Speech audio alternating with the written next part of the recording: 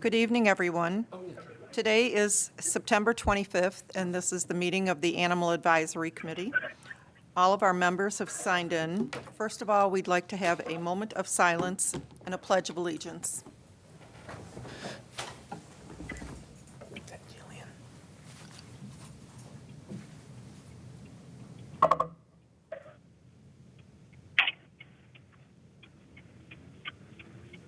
I pledge allegiance to the flag of the United States of America and to the republic for which it stands, one nation, under God, indivisible, with liberty and justice for all.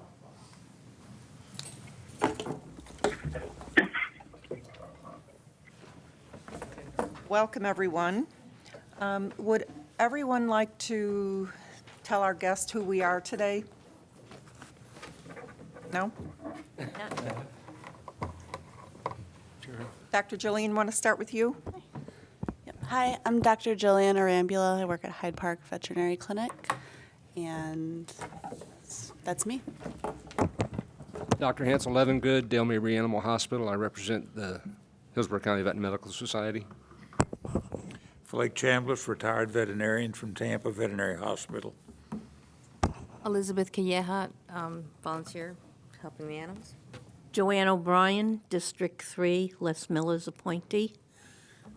Judy Seltract. I am Commissioner White's appointee, and I am the VP of the Florida Association of Kennel Clubs. Lon Savini, the shelter manager for the Humane Society of Tampa Bay. Wendy?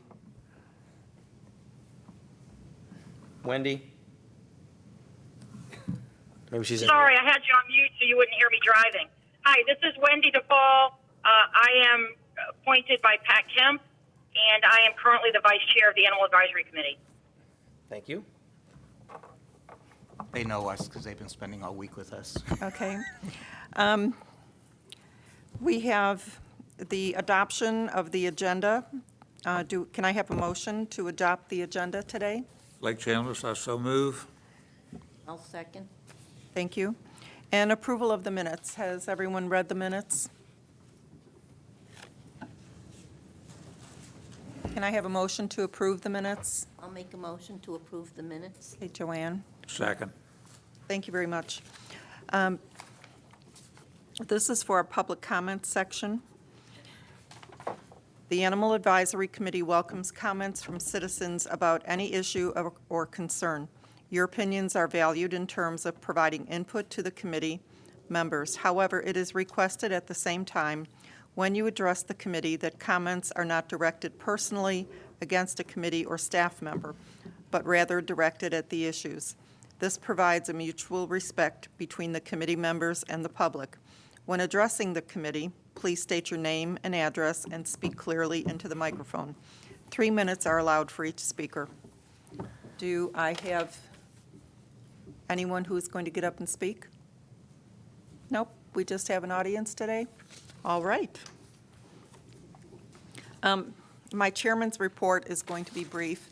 Last week, I went to the animal court because I was interested to see what was going to be happening with what we have all seen on the news. And I have to tell you that the staff, the investigators at Pet Resources, not only with what has happened this week, but if you would see them in court, they come very prepared. Only comment that I would make is I think that in discovery, we need to list everyone so that they can all be witnesses. I know what you're, yes, we're, and it mind boggles me that it doesn't matter what socioeconomic level it is on the people who just don't know how to take care of their animals. There was a case where I thought, why aren't we going to let go instead of coming to court and being enjoined from ever owning an animal? And then to lead into that, Scott, your people did a really fantastic job on something that has been so time-consuming, and I know that this has been going on since I moved to Tampa in 1972. So kudos for you all doing such a great job, and hopefully you can explain some of the things to people on here, and then I know that tomorrow in the news, so that they'll know why things take so long. So thank you very much on that. I had a question in my comments. Couldn't some of this been handled by our ordinance that needs revision on the kennel licensing? I'll get to that one. Okay, thank you. And then my last comment was just on the dog trainers ordinance. I still am getting some phone calls on them, and then hopefully we can have an update on that. But that is all for my comments today, and I know that we have a department report, and we also have a speaker. Okay, so Scott Trubetesky, Department Director. I will kind of give you a really condensed version. Hopefully tomorrow in the newspaper they'll have a really detailed one because I spent an hour with the reporter, so fingers crossed, and I'm hoping that it'll be good. But I know that the public, there's been people who've criticized us for not acting faster, and I'm going to tell you that we've got a couple of issues. You know, not that long ago, animal court was very loose, and you didn't have to worry about listing all your witnesses, and you know, it was more informal.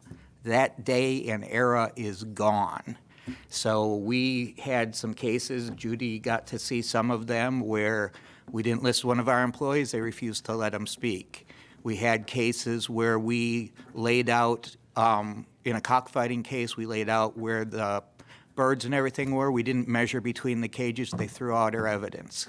So it no longer is that you can do things kind of because it's in the best interest of the animals, and it all gets, okay, you know, we'll look past it. So that means we have to treat cases like the police treat cases, and cases do not go quickly because you've got to be sure you have all of your ducks in a row. You have to make sure you have true probable cause before you get a warrant. We had to seek custody of the animals, and we had to get a court order for a search warrant because we were afraid with the civil custody order they would block us from entering the property, and then we'd have to go get the search warrant. So we figured, you know, we're going to cut to the chase because we're going out there unannounced. We don't want to have to come back a day or two later with a search warrant. So this case was brought to my attention probably a year and a half after I started. So I started in March of 14. Around December of 15, we had 2 Tampa police that were out there because there was a report of somebody throwing a rock through the window or some sort of vandalism. So they show up out there. They begin to observe stuff. They call us and say, you need to come out. We think some of this stuff is your issue. They were kicked off the property by the attorney for this group because you don't have to allow the police on if they don't have a warrant. So they kicked them off. We were not allowed on.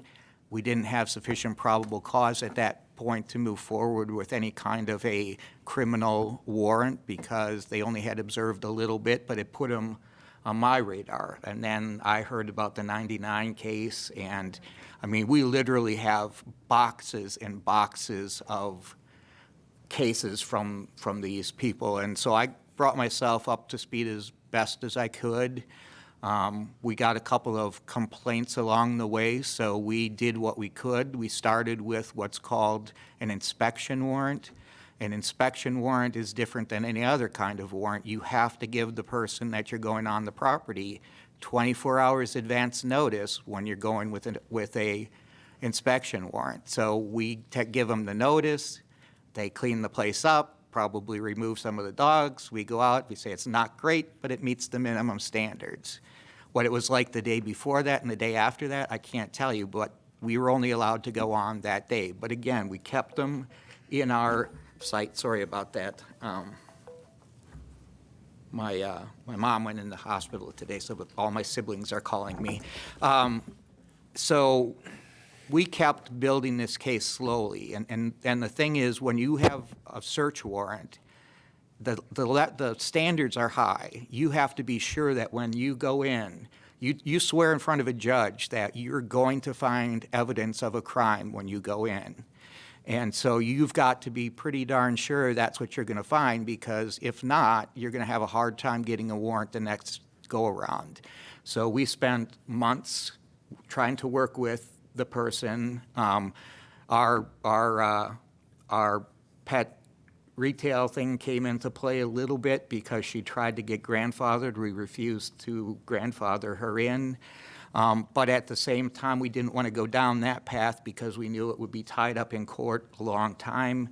When we go down the cruelty path, we figured if we do this right and we do the proper presentation, this should be the last time this county deals with this situation. So, you know, we could have gone in like the old days, like cowboys, and taken the animals out and gotten the animals out, but it would not have stood up in court. We'd have been sued. It has to be handled slowly. So we were out there with 4 Tampa PD, almost all of our officers. Roger, who couldn't be here because he's not feeling well, he's a 35-year police retiree. We were following every rule of evidence, so collecting evidence, photographing each dog from every different direction, weighing them, marking where they came, the distance between the cage and the next cage. It was very labor intensive. It took us 2 days just to map the crime scene out. So when we got in there, I think we got in there at a very judicious time. There was one animal that died probably within the day or maybe even the night before we were there. 4 were in critical condition. Out of 352 dogs, that's pretty good as far as a small percentage. You know, we didn't go in and there were, 100 dogs that were in critical condition. But we do have some evidence that now the state attorney will consider whether there are misdemeanor or felony charges to be filed here. So, again, people can be armchair quarterbacking saying you should have gone in earlier. Well, would we have had, with 4 in critical condition and the 1 dead, I can't tell you how many days before that they were in critical condition. So this is, to me, it's sad. It's sad the 1 dog died. It's sad that there was a dog in there that probably got trampled by other dogs and we had to euthanize it. But in all, it's only about 1% or less of those dogs that were in critical condition, and we needed dogs in that condition if we were going to proceed with a criminal investigation. So realistically, I'm sad for those dogs, but it proves out that we timed our warrant correctly. We didn't have 50 dogs like that. We didn't find freezers full of dead bodies. We didn't have anything like that. So people have to understand that in this state and across the entire country, animals are still considered property. And even though they're alive, we have to follow some very stringent due process laws, and that's why we won't be adopting these animals out for a while, because the process of the court is the person who owns them now has 30 days to challenge the judge's order that gave us custody. So if he doesn't file in 30 days, they're ours. If he files any time within 30 days, like the 29th day, then it goes in front of a judge, and motions will be heard, and it'll probably be 60 days, 90 days. Who knows how long it'll be? That's why we don't want to tell people when these will be adopted, because we really don't know. The one thing I don't want people to forget about, though, is we got 40 to 50 dogs every day coming into the shelter, so don't be sitting around waiting to adopt dogs that you may or may not be able to get a hold of when we've got cute little dogs, medium size, large dogs, all the time, changing every day. And I have to give a lot of credit not only to the entire staff for what they went through to get this, because everybody had a job. The public really stepped up. So yesterday we had 60 dogs that were in our shelter adopted. That made our life that much easier for our staff to be working 2 separate shelters that each have over 300 dogs and another 150 cats. Our staff is stretched pretty thin, and because these are evidence in a potential crime, We can't have volunteers. We've got to track who goes in at what time, when they leave. It's very specific, so no people are getting to see these, no people can work with these. It has to be staff. Once we have custody of them, then we can talk about how the people might help us, but we also have to begin socializing these dogs. These dogs were in cages that, I would say, a cage about the size of the table we're sitting at would have 20 to 30 dogs in it. There were cages that I would speculate if they all decided to lay down, there wasn't enough ground for them all to lay down at the same time. There were dogs in little cages. Remarkably, for as few people were working there, a lot of the dogs were in better condition than I would have suspected, but it was right at that turning point where in a little while, I think we would have had a major disaster there. So again, my staff did a great job. We should be proud that our officers are conducting themselves like law enforcement, even though we're not, and that we're hoping to set a precedent moving forward that maybe the state will consider making investigators law enforcement officers so that we do have that authority. Because we've got this weird authority right now. We can seek warrants. We can do everything right up to the arrest and serving the warrant. Then we have to have the police. I want to thank Mayor Castor and the police department in Tampa. They gave us 4 officers. We were going to be happy with 1. They froze the scene overnight so no one could interfere with anything. I cannot tell you how happy we offered to pay for their time. They said, no, that's part of their job. This is the kind of working relationship that we like to have with law enforcement. And so I say, thank you to the mayor and the police department, because their staff was super professional. We made sure people couldn't encroach on the site, that it was secure overnight. And if you saw it out there, you would be amazed when they see the way we present this case, should it go in front of a judge. I think we've got a pretty rock-solid case. I think it's going to be very hard to say that we didn't follow a proper protocol. We probably went above and beyond, but that's what made it slow. But the bottom line is, if we do it slow and you do it right and everything's in order, I expect this to be the last time we're dealing with this, because we've dealt with it multiple times. I know of the 99 time, but it, like you say, it dates back beyond that. In the interim, there were incidents, and it's just been a long, drawn-out situation. When I was in Lee County, I had a hoarder that was there for 20 years, and we finally got him. So it's like, I'm hoping that will be this, that after 20 years or more, this will be put to rest, and we think we have the case to do it. So again, thank you to the community for stepping up, and we've got donations, which is great, because these dogs have never been outside, haven't been touched a lot, so we're kind of starting these dogs into a whole new world. So we're getting beds and toys. I'm sure they have no idea what toys are. Beds was interesting. They didn't know what they were at first. Then they started jumping on them and scratching them, and then when they realized that was theirs, they just kind of stretched out and went to sleep, except for the puppies. The puppies thought it was like a trampoline, and they kept jumping on it and jumping on each other.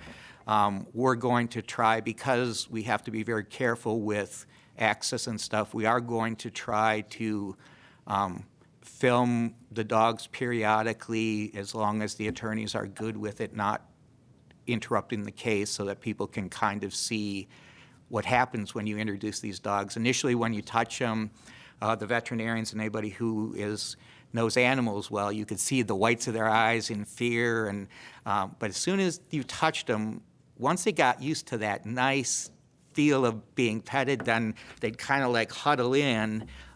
So it was good both for the staff and for the animals. But I know I've seen cases like this before. When we take them out for the first time, they'll probably jump when they hit the grass, because they've never had that. They've only had concrete on their feet. The last time I had a case like this, they were big dogs, and they jumped straight up in the air. Then when they realized what it was and smelled it and tasted it, then they rolled around in the grass because, again, it was comfortable, it was cool. So I think these dogs at least will have the remainder of their life in good situation, and we hope to have them semi-normalized before they go home to people. But we're also saying everything that's donated to these dogs is going to go home with the adopters so that when they go home, they've got a bed, blankets, and toys with their scent on, so it's not a whole new foreign environment. At least they'll have something that's theirs. So that's kind of the Reader's Digest version. Thank you, Scott. And Scott, one of the other things that I wanted to interject when you were talking about your investigators, they're not only doing a great job here, they were very instrumental to the 350 dogs that were in Manatee County from the large Napier rescue. And that has to be attributed to your people notifying. I believe that they notified Animal Services in Manatee County. Well, and that's the other thing that is somewhat unique that we really haven't told the public because we really don't blow our own horn enough, I guess. For the last year and a half, we've been having regional meetings with all of the surrounding animal control agencies because one of the problems we have in this industry is lack of consistency. And since this region is very fluid, it's more fluid than, let's say, Jacksonville, Duval County, where you had the big county surrounded by a bunch of little counties. Here, we got people that live in one county and work in another, and the borders are kind of fuzzy, not jurisdictional-wise, but, people will kind of say they live in Tampa, but they're really up in Wesley Chapel, and, it's very fluid. So we said, let's start meeting together. We're dealing with the same issues, and so once a quarter, we all meet. And it originally was all of the counties that touched our county. Now it's kind of sprawling as people find out that this is taking place. We had Orange County join us, so we're starting to stretch our wings out a little bit further. But it's a way for us to exchange ideas, to keep each other up to date on ordinances. Our ultimate goal is to start aligning our ordinances so that people don't have different rules in different counties.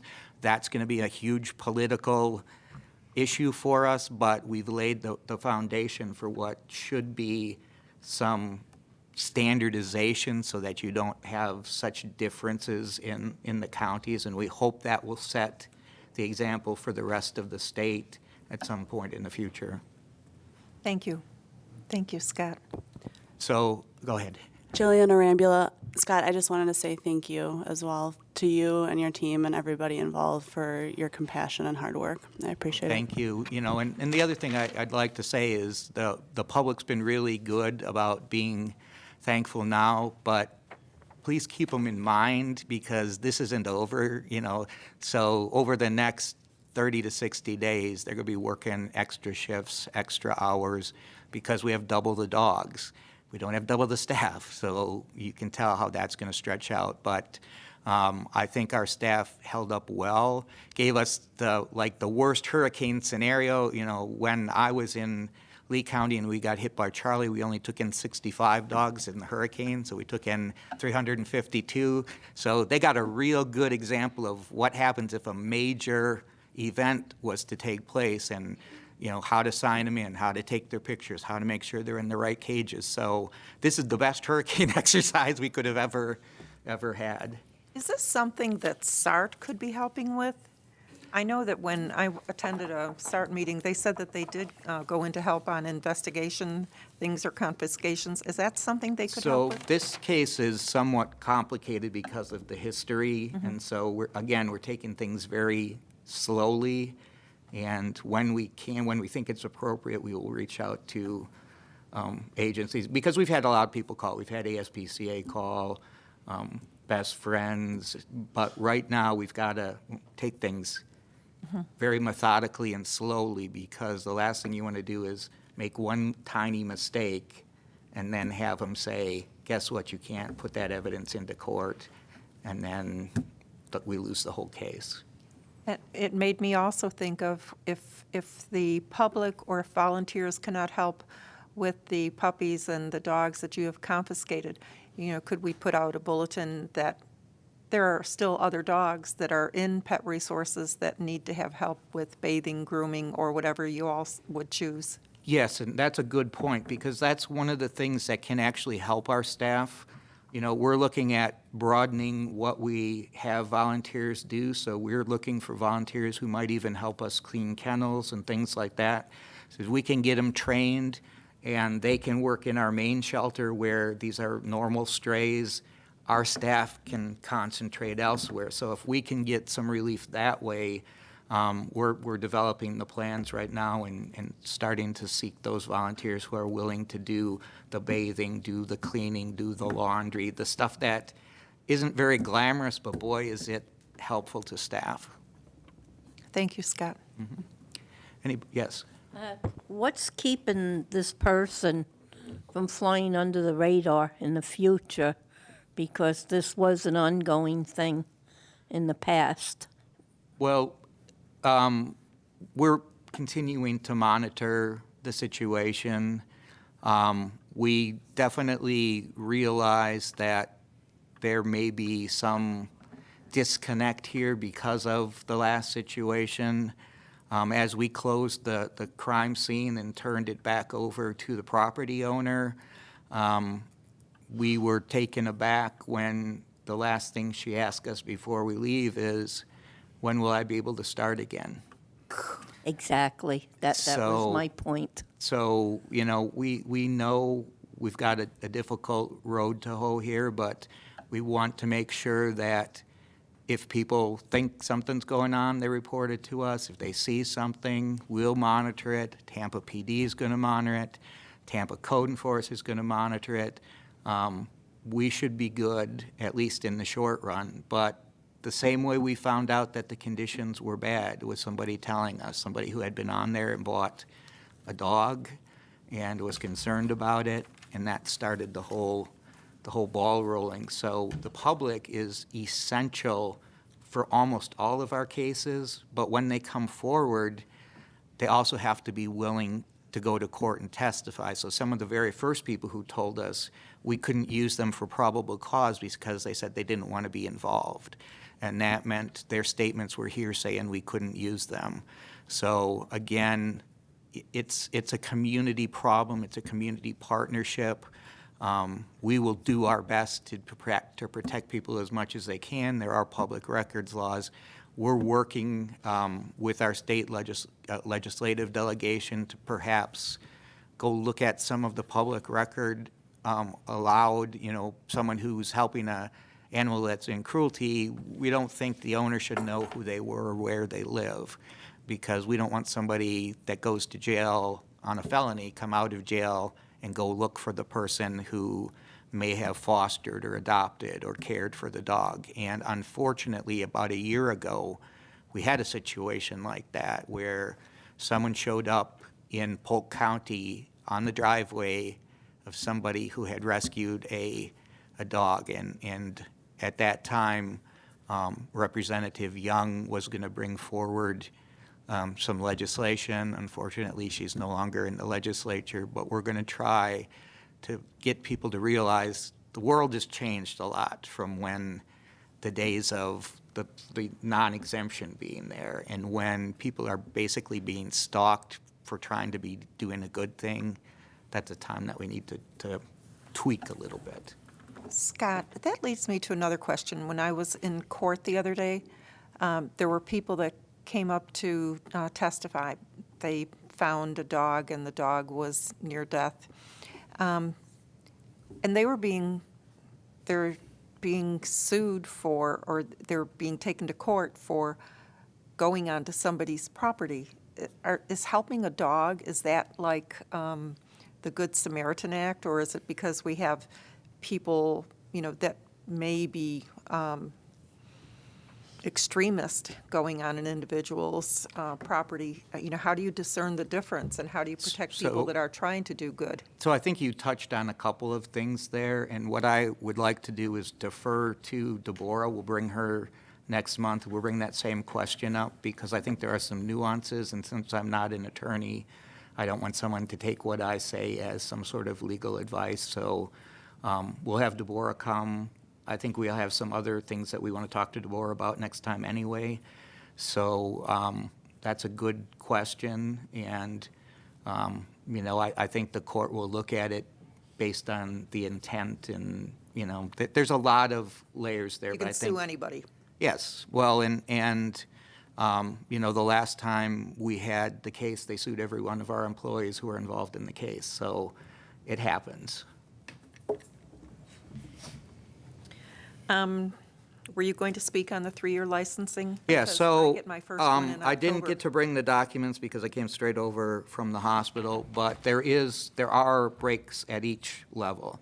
So 1 year is 20, 2 years is 30, 3 years, 35, 20, 35, and 50 is the way that it's broken down. So there is a difference in pricing on each level. And really, realistically, and this is what I want to get people to realize, it's to match the duration of the vaccine. So really, we're talking 1 year and 3 year. The 2 year is simply because what if somebody moves into the community that had a 3-year shot last year? We've got to cover the remaining 2-year duration. So you don't got an option to buy a 2-year unless you had a 3-year vaccine a year before you purchased the tag. That's simply filling a gap. It's if you get a 1-year vaccine, you're going to get a 1-year tag. If you get a 3-year, you should get a 3-year tag because you're saving money doing it that way. And That's really our the ordinance intention. is going to have to be updated to match that. It is. It just didn't, it came across in a resolution instead of the ordinance. Oh, okay. So, All righty. okay, introduce our guests. Yes, sir, will you?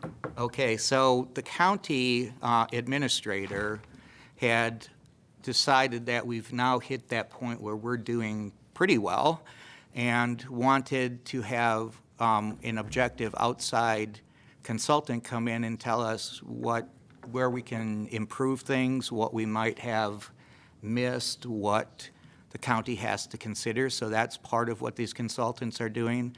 The other issue is we have a 30-year-old shelter. And the question is, it was built at a time where there really weren't adoptions. There was a very small adoption kennel added 15 years after the building was built. We've done some creative facelifts and some moving things around to make it appear closer to what a modern shelter looks like, but we are also having aging issues. We're having issues with the roof is rusted and falling in. We're having pipes that are rotting. It's a 30-year-old kennel that we use bleach to clean stuff. Metal doesn't hold up so good after years of cleaning. So the question that they're going to look at, or among the questions they're going to look at, is do we repair it? Do we replace it?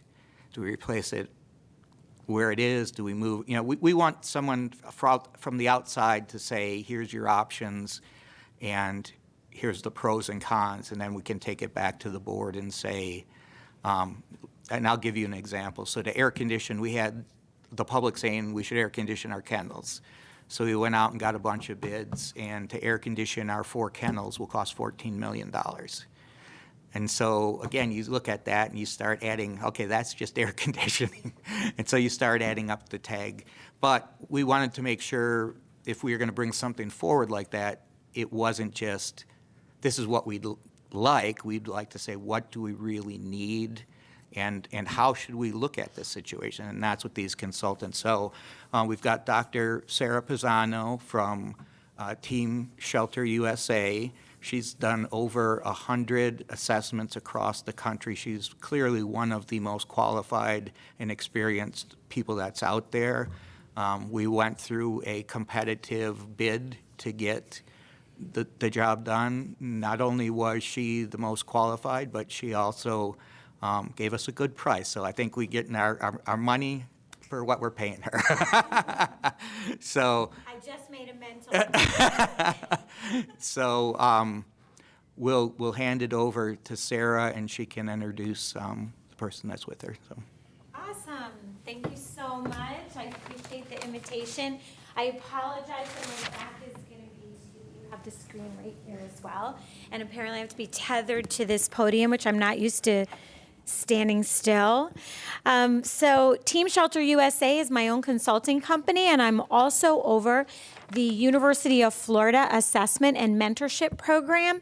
And so I have students and faculty and veterinarians joining me from all over the country, but you are so lucky in your community. One of our mentees that's joined us is Dr. Sarah Boyd, right now my photographer. And Dr. Boyd is at the Brevard Sheriff's Office in Brevard County, Florida. She's the shelter veterinarian, and I actually did an assessment in her shelter, I think it was in 2016. So the things that I'm recommending, she already went through and has been talking already to the staff. We had a great meeting with your county administrator and team today. So it's great to have her here because I'm going to introduce, in particular, one topic that's probably not familiar to everybody, and it's nice to have a shelter leader from somewhere else that said, oh, we went through that transition, so we were where you are now.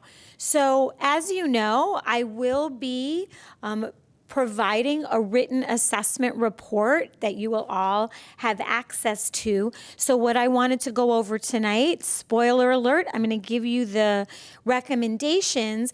That's because, like Scott said, over 100 assessments, every single community I go to, they pull me aside, they tell me their community is different.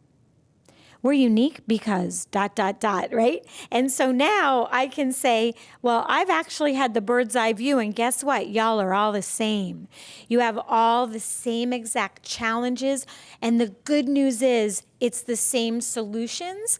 And so I wanted to just take the next few minutes and go over some of these some of the incredible data that I've collected, because this is not coming here to say, hey, try this crazy program and let's see if it works in Tampa. I'm saying proven, 100% guaranteed. And after all this work and doing these presentations around the country, people said, well, where can we find this information? And so it was in my brain and scattered over all the websites, right? So you can go on Maddie's Fund and ASPCA and read about individual best practices, but it wasn't in one place. So I recently published the best practice playbook for animal shelters, and it's available online at Amazon.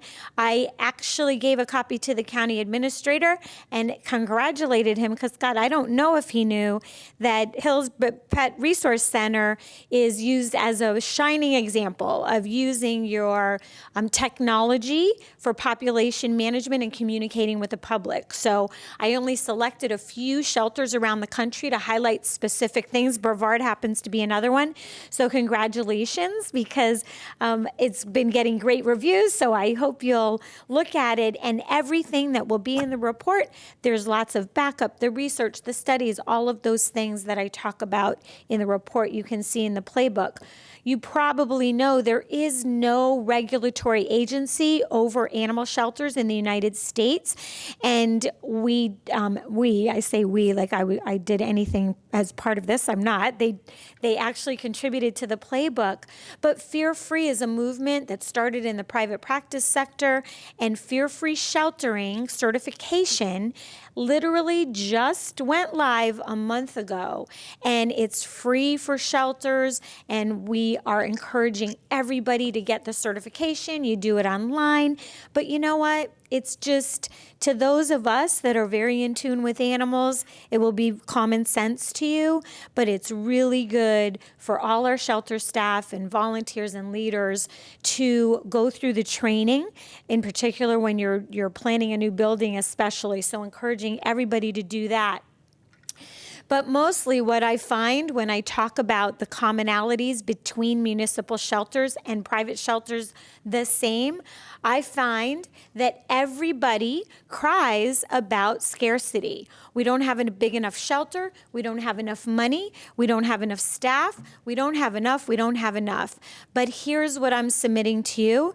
You got plenty of resources. If you're at baseline, you have too many animals coming into the shelter. So let's see what we have. What is not in our control? How about 350 dogs from a hoarder? That is not in our control. So then we have to look at everything else and say, what can we do to create systems that default to success instead of failure? And unfortunately, the traditional animal control and sheltering is very much defaulted to failure and waste of these resources, and that's the message. So I want to go through just, like I said, 2 in particular, but staff sometimes just take a deep breath and they're like, especially now and this week, and welcome Dr. Pisano, right? I mean, it's a tough week for the staff. Don't tell us to work harder.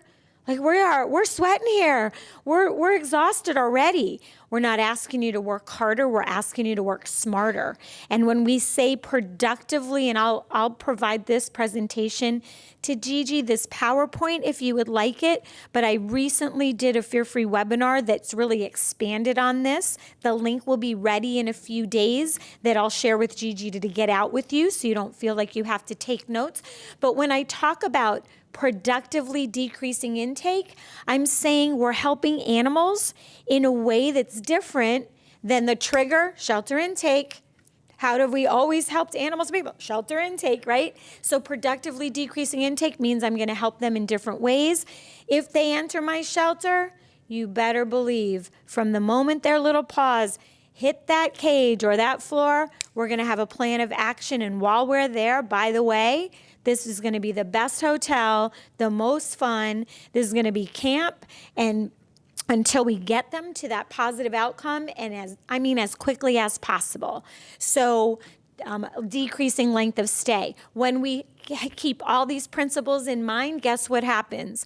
Euthanasia for population control ends immediately. That means dangerous dogs and medical, which in 2018, the county achieved over that 90%, right? So great news, but doesn't mean there aren't still wasteful practices or ways that we could work better.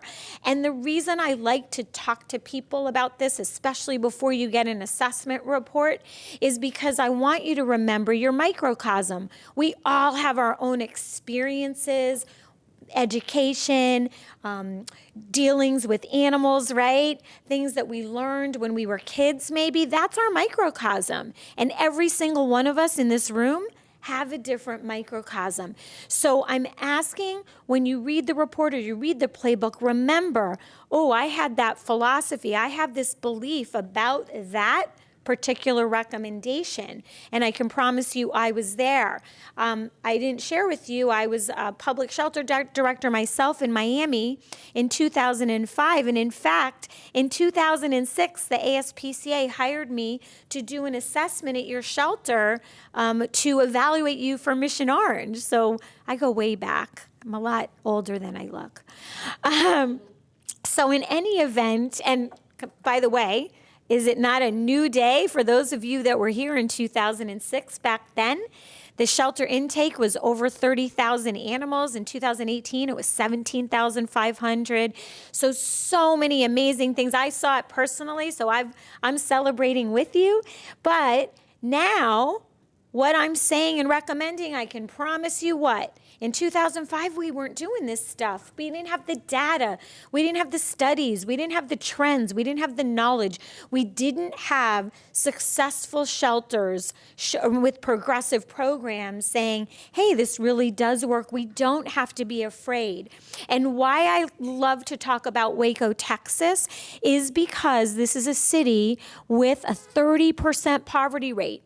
The first 2 bars, you'll see that whole bar. That is shelter intake, and in those 2 years, the shelter intake was about 10,000.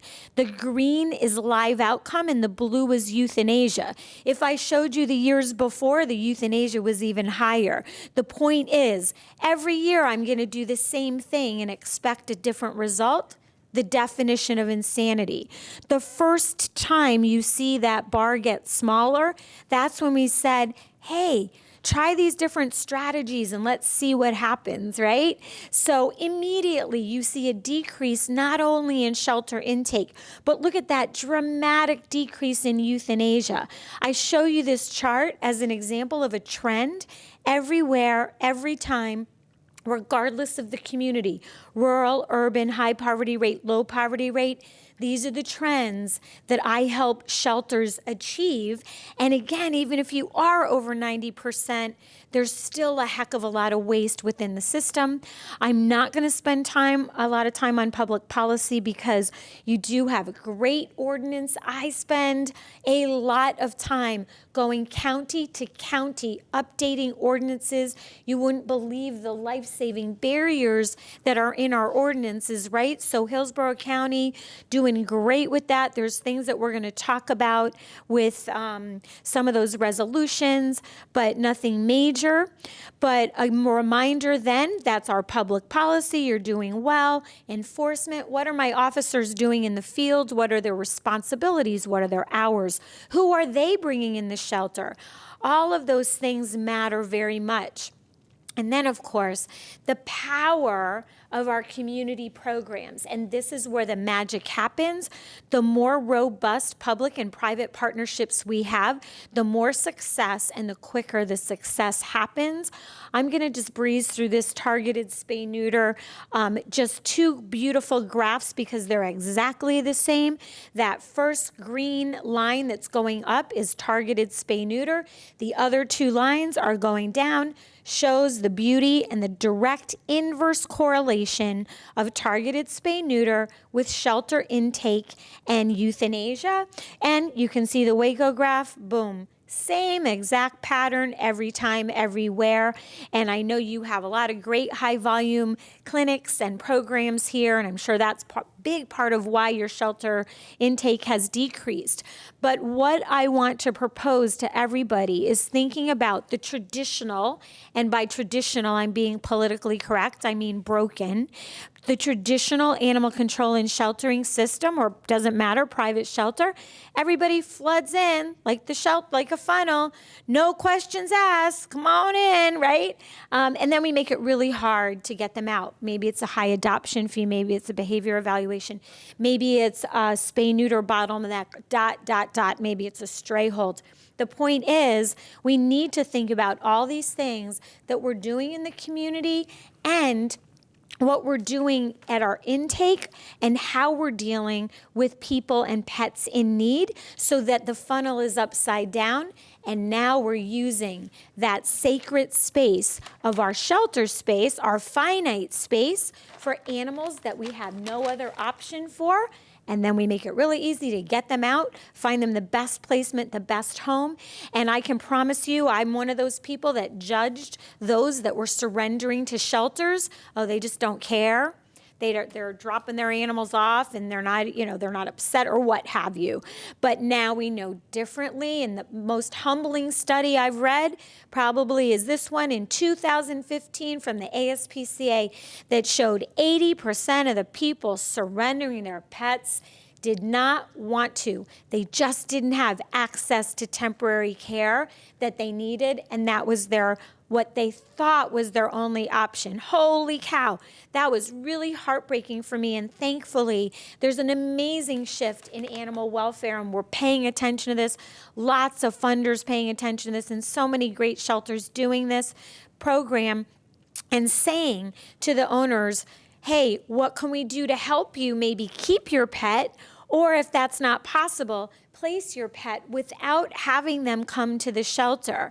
Your potential for this program, even if we just talk about a 50% decrease, helping those owner surrenders, you're talking about 2,000 less animals entering your shelter. The Brevard slide is not here because of Dr. Boyd. I sing their praises all over the United States, and I have this slide in there because the sheriff, an elected official, was like really nervous about doing this program because he said, I don't want my constituents to be upset, and we have to help them, right? So to him, helping means I take animals into the shelter. We said, just all we want is you to ask them if there's something you can do to help them keep or place your pet, see how you can network in your community, get them the help you need. And you know what? If you help 30% of them, we're going to pop champagne. That's going to be a success for us, right? So what did they do year one? Are you kidding me? 80% year one. They're now year 4 doing this program, helping 80% of the owners that come to them needing some sort of help or intervention. So this is something we are so excited that Scott was able to get approved in the budget. You have positions for safety net.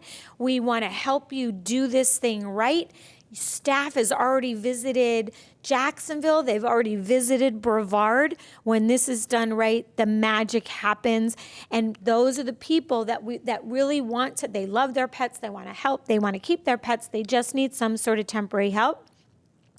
Another great example of how we can you think about that funnel and look for other options. When Jacksonville was actually transitioning and getting over 90%, they didn't want to go backwards. So out of desperation, they said to their fosters, or they said to their Good Samaritans, hey, you know, we really are over capacity. Is there any way you could foster these whatever they are, right? Instead of what they were doing before. Hey, Jacksonville, we need fosters. Crickets, crickets. They never had enough fosters. They had 200 or 300 fosters going out a year.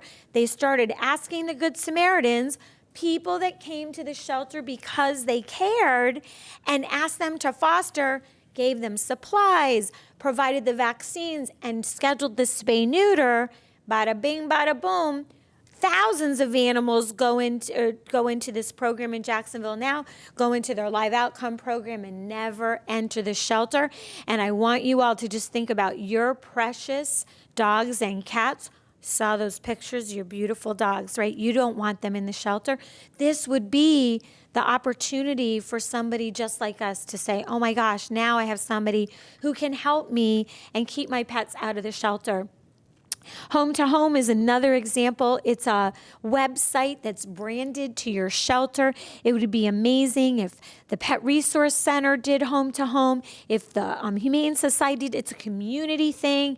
It's branded as an adoption venue, and this is another way that this Humane Society in Idaho decided to help that waiting list, right? That waiting list of people, owner surrenders.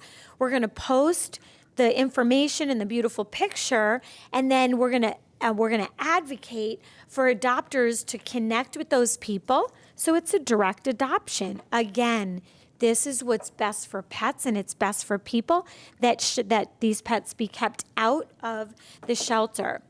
So the next topic is cats, and this is something that's getting so much easier for us to talk about. You are all doing this to a certain extent, but I'm just going to start with some facts. We are down in 2018, thankfully, to the lowest euthanasia in animal shelters in the United States, 733,000 euthanasias last year. We're talking down, right, those of us that have been in it a long time, 20 million back in the 70s. So this is amazing progress that we're making.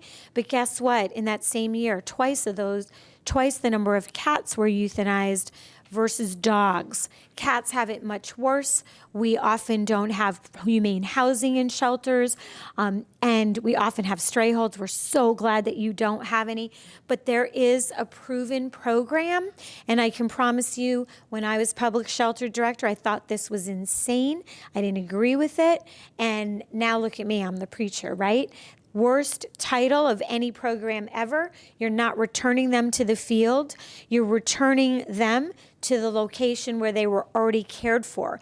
And when I say community cat, I'm talking about friendly or feral. Ferals make up a very small percentage of community cats, but they trigger the most problems because they congregate in colonies often. They're not sterilized to the greatest extent as friendlies are. So we're talking about friendly or feral, and we want to talk about the facts that people don't reunite with their cats from shelters. We know that the dog return to owner rate in shelters is about 20%. Cats is 3%. So people are not coming to find their cats or reuniting with their cats in shelters. So what we're talking about, the traditional way taking them into the shelter and ... In shelters like yours years ago, that meant euthanasia. Thankfully, now they're getting saved. But guess what? That's through adoption, rescue, and some of them, about 1,000 last year, were put back to their original location. And very few of them were euthanized. But ... costs you a heck of a lot more money than sterilizing them, rabies vaccinating them, putting them back where they were already cared for, and now you're breaking the cycle, and it's all counterintuitive. But when you think about it, this now increases community immunity against rabies because I have less cats, and we want to prevent colonies. So this is not about colonies. This is preventing colonies and stabilizing them, but this is about that 1 or 2 cat that come in, and I'm going to address why they come in the shelter as well. Increased community immunity, CDC reporting incidence of rabies is going down, all these amazing benefits in our community, less wildlife affected, less enforcement complaints, all positives. But at the shelter, what happens is something I'm so thankful to see during my career. I know those of us in it a long time, we have seen a lot of empty cages way back when because so many animals were euthanized, but now we're seeing empty cages because they're all saved.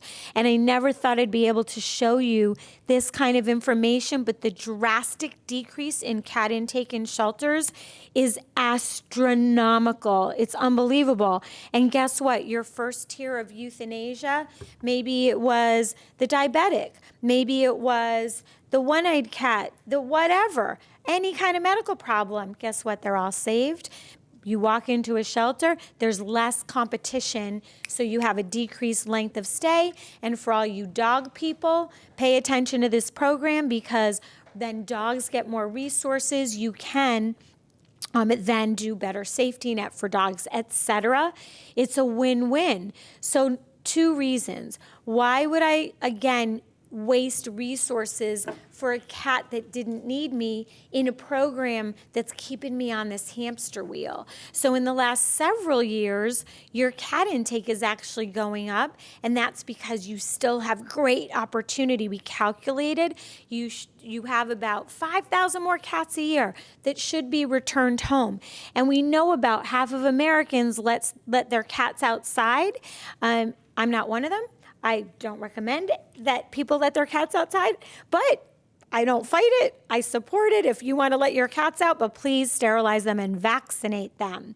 So they come into the shelter 2 ways. Some Good Samaritan says, oh no, you're lost. Let me take you to the shelter where your owner can't find, or is supposed to find you, when we know that doesn't happen.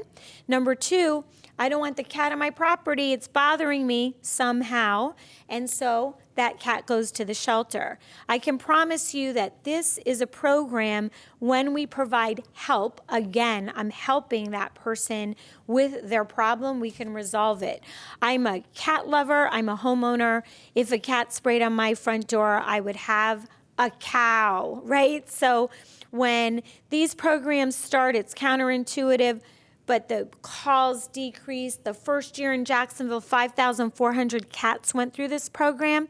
And Cameron, who's not here tonight, was the one that she was at the nonprofit, and the city shelter gave out her personal cell phone for all the complaint calls. And Cameron got 12 calls that year. And it was just things that she helped people with. So people just need help. And as the experts, we're the ones that have to provide the most effective help, not just for the cats, but for the owners and for our shelters as well. Ends euthanasia. Now I have the opportunity to provide humane housing. Your current facility, nobody ever, in many shelters, I don't think maybe were there cats in the 60s, 70s, and 80s when these shelters were built, because they certainly weren't built for cats, and yours wasn't, right? There's no place in your shelter where a cat can't hear a dog. So dogs have it much better off, but now we have the opportunity to provide humane housing when our intake decreases. So again, just looking at these trends, amazing, something that we just didn't figure out until recently, around 2007 when these programs started. But again, the trend is green, is live outcome, and blue is euthanasia.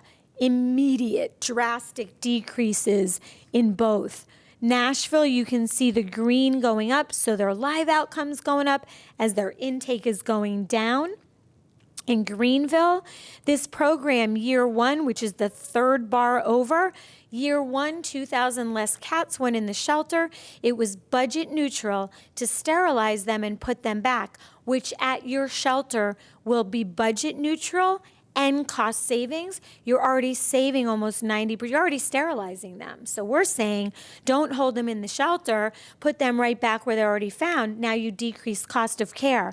When I was in Greenville doing this assessment, the cages were this big, no portals, like postage stamps, wall to wall, ceiling to floor cats. This cat I put in this presentation because when I was there in June, guess what? He was the only kitten in that shelter adoption area. Are you kidding me? I almost fell over. I said, I have to take a picture of this kitten, to see that remarkable progress. And he had just gotten there the day before, so he's there in his beautiful portalized cage. And this is repeatable everywhere and will alleviate this heavy load of cats in your shelter that's taking up space that don't have to be there, so we need to use it more strategically. And then on the live outcome, of course, all of these things free up your staff and volunteers to do more enrichment, more live outcome, more adoption counseling, all of those things to get animals out of the shelter quickly. So again, you can see the unabridged version of this. You can read more in the playbook, but I'm happy to answer any questions tonight. I'll have the report to the county administrator within 2 weeks, and then I'm sure it'll all be given to you all as well. But does anybody have any questions for me or comments? Wow. Other than that, nothing's going on. I don't have anything to tell you. Isn't it incredible, though? Isn't it good news? When I ran these numbers, and I'll tell you this last story, like Scott said, I've done over 100 assessments. I looked at just 18 of those shelters, and the very first year after my assessment, compared to the year before, there were 47,000 less euthanasias. But here's the thing, I'm not a funder. So remember what I said about scarcity? Our elected officials, we don't have the money to do that. We don't have this, we don't have that.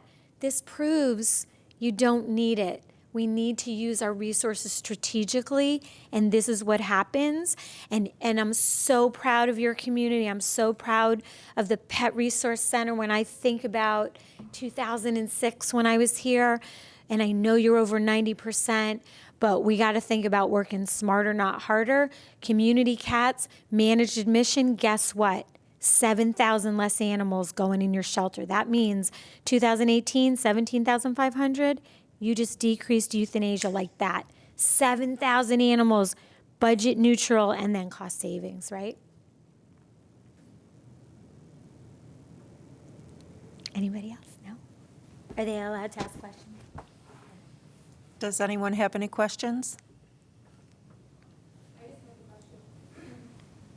So you're saying to keep the feral cats, like not bring them in at all to the shelters? Is that what you're saying for the feral cats? Okay, so what needs to happen is we want every cat that goes outside to be sterilized.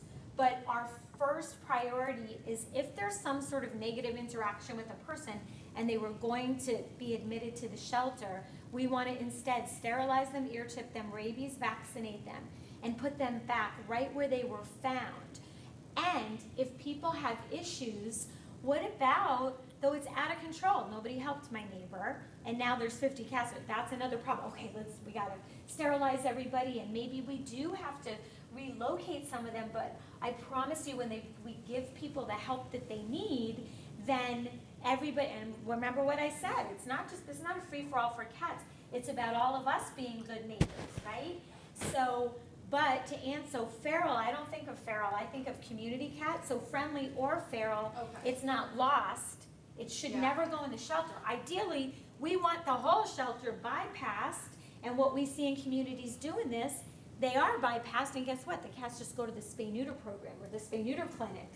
You see, right? Because there's no reason to go into the shelter. Yeah. Thank you. Yeah. And go online. There's a Best Friends has a lot of great information. And I also am supposed to tell you that there's this new social media thing called the Facebook I just learned about. And so I have a brand new Facebook page. So can you please follow me on Facebook if you do that sort of thing? I just posted something really good about the Pet Resource Center. And I took a video this morning at 10 a.m. So you had, how many people were lined up outside? I don't know. But anyway, I videotaped and I'm going to put it in my Facebook page, and I said, here's the dream. This is what you want when you open on a Wednesday morning at 10, that people rush in, that you have a line of people waiting outside, right? So, awesome. Anybody else? Great. Thank you so much for your time. I appreciate it. Thank you. Thank you. Judy, I have one more thing that I would like to make sure we don't overlook, especially because Sarah and I have been doing this work for a long time. She ages better than I do for some reason, but the board did approve roughly a $2.4 million increase for our budget this upcoming year and 24 new positions. Neither of the two of us have ever heard of such a thing for animal control shelters across the entire country to have a one-year increase like that. Excuse me, Scott, would you like to tell all of our board members of what your budget was? When I read this on the proposal, I thought, holy schmoly, that's unbelievable. Around 12 million, 12.4? 12.4. Excuse me, I don't know. It's not my job, but that's what I read. So Scott, I'm upset because he broke my record. So when I was director first year, what you're supposed to do is ask for everything. So I asked for 10 new employees, and other directors laughed me out of the room. That doesn't happen. You're lucky if you get one every 5 years. So I got 8 employees. They're still talking about it in Miami. So I said, what do you mean? What do you mean you got 24 employees? I mean, seriously, unheard of. That's amazing, and I'm so thankful to your county administrator and all the people that approve your board, right? Your county commissioners. So that is truly amazing. You're going to have an amazing year. Okay, next thing on the agenda, follow up on any old business. Do we have any old business today? Nope. Topics for next meeting? Does anybody have any topics from the board, from the audience, from Pet Resources? So one thing that we started talking about, I think it was last meeting, and was the fact that while we can't do it here, I would like to go to the board and open a discussion, the county board, about going back to the original structure for this committee, which I actually dug up the first ordinance for this, and they differentiated what each of the different positions were. It wasn't until several years down the road that one of the commissioners said, let's change it from that model to every commissioner gets to pick whoever they want. And so I would like to investigate going back to a system where there's some qualifications, and because it's been a while and what they were proposing and what I was proposing don't quite align, they're a little bit different, I would like to ask if this committee could set maybe a subcommittee between now and the next meeting to meet with me and come up with some ideas so that we can bring it back to the whole committee at the next meeting and talk about it again. Okay, and Scott, could you give us the information on how it used to be? Yeah, I'll send it to you. I was going to bring it with me again, didn't have a chance, but I will scan it and get it to you tomorrow. Yes. I think that that would be a good idea. The one thing that I would like is that we're not all animal people, we're not all veterinarians, we're not all from the shelters. And I think that having someone that is also not associated with any of the things would also be a good idea. And actually, in the original construct of it, there were a couple people that they said had to be non-pet owners Oh. in order to give that perspective. Do I have a raise of hands for subcommittee? Okay, we got it. Were you asking who wants to be on the committee, or Yes. how many people were? How many do we want, Scott? I'm open to whoever wants to. We just need to have you guys set it, and then Gigi will set up the contact of when we can do the meeting, because it'll have to be advertised and everything, so. Okay. It's not for me to decide who is and who is not. Wendy, do you have any suggestions? On who should be on the committee? Well, on the numbers, I know that we've had like 3. Well, we've had 3 before, but I mean, 5 is not, I don't know that, because only 5 people raise their hands. I don't know that 5 is going to be too unwieldy. Okay, all right, very good. Then we have 5. And you'll write them down? So I don't have to? Numbers? Yes, dynamite. Okay, does anybody have anything further to discuss? If not, could I have a motion to, oh, Elizabeth, you have something? Elizabeth Calleja, I just wanted to, we do have one more meeting before the year's over. I'd love to discuss the report that you are going to bring about in a couple of weeks. Can we discuss that at the next meeting? I would think that would be in the director's report. Okay. Okay, do I have, Excuse me, I don't know if anybody, if you all know too, as part of the RFP, I have to come back and present to the Board of County Commissioners. So we're talking about that schedule as well. excuse me, Dr. Pissarro, do you know when that's going to be? No, we talked to Dexter today. We're thinking maybe January, but we don't have a firm date yet. He was gonna check scheduling and see if he could get me on that agenda. Okay. All right. Does anybody have anything else? I'd like to know the date of that county commission meeting. Okay, we'll make sure that we bring it up. We'll definitely get it to you. And before the next meeting, we're going to meet for the nominating committee for next year. So I have Wendy, Joanne. We need 3 people. Lon said he's on it. And Lon said that he's on it. So we have you all on the nominating committee. And if anyone would like to sit in this chair as the chair, please do so. We'd like to have a lot of participation from our veterinarians that we have here. So I'm looking at you all. From our wonderful veterinary medical community. Do I have a motion to adjourn? I motion to adjourn. Thank you very much. Okay.